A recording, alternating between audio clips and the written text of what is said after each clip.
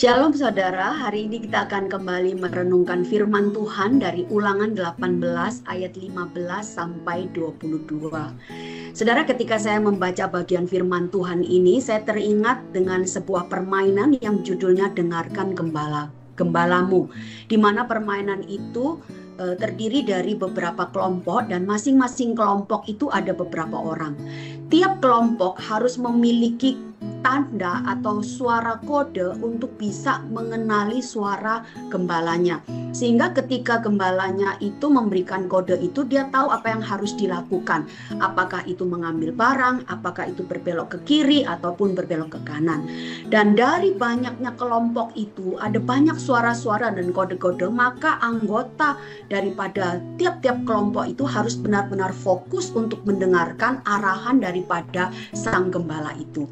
Memang tidak mudah, tetapi itu bisa dilakukan ketika sungguh-sungguh memiliki kedekatan dan mengenal suara daripada sang gembala itu. Nah, saudara, firman Tuhan hari ini juga mengingatkan kita bagaimana kita bisa membedakan suara Tuhan dengan suara-suara dari pengajaran yang lain di luar Tuhan. Hal ini dibutuhkan di dalam hubungan kita dengan Tuhan, apalagi di kehidupan kita saat ini yang makin sibuk, makin padat dan penuh dengan kebisingan.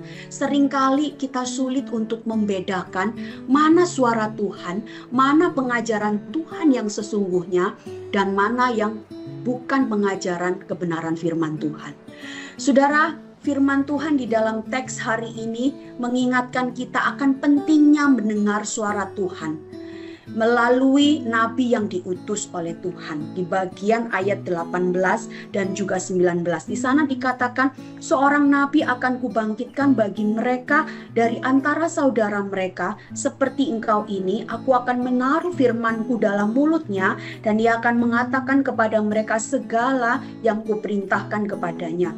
Orang yang tidak mendengarkan segala firmanku yang akan diucapkan nabi itu demi namaku, daripadanya akan kutuntut pertanggungan jawab. Saudara, ini adalah panggilan bagi kita untuk bisa membedakan mana suara Tuhan, mana kebenaran Tuhan di tengah banyaknya informasi dan juga ajaran yang kita terima setiap hari. Ayat 18 sampai 19 tadi merupakan perintah untuk mendengarkan. Di bagian ini Tuhan mengingatkan umatnya untuk mendengarkannya. Nabi yang diutus untuk menyampaikan firman Tuhan. Dan ini bukan hanya sekedar mendengar, tetapi juga merenungkan dan mengikuti ajaran yang disampaikan oleh Nabi itu. Barang siapa tidak mendengarkan dan mentaati, daripadanya akan dituntut pertanggungan jawab. Saudara, kalau Tuhan sudah memberikan perintah untuk mendengar suaranya, itu artinya hal ini sangat penting. Setiap hari Tuhan ingin berbicara kepada umatnya, berbicara kepada Anda dan juga saya, supaya kita dapat memahami tujuan Tuhan di dalam kehidupan kita. Saudara, jika mau jujur, dalam kehidupan kita seringkali lebih cenderung mendengar suara-suara lain. Baik itu suara dunia, suara kesuksesan, bahkan suara ketakutan dan kecemasan, kekhawatiran di dalam kehidupan kita, di dalam diri kita, bukan? Kita hidup di zaman di mana banyak sekali ajaran yang menarik, tetapi hal itu tidak sesuai dengan firman Tuhan. Hari ini Tuhan tidak berbicara lagi melalui nabi, tetapi Tuhan berbicara melalui firman-Nya di dalam Alkitab, dan Tuhan bisa memakai hamba-hamba Tuhan untuk menyampaikan kebenarannya.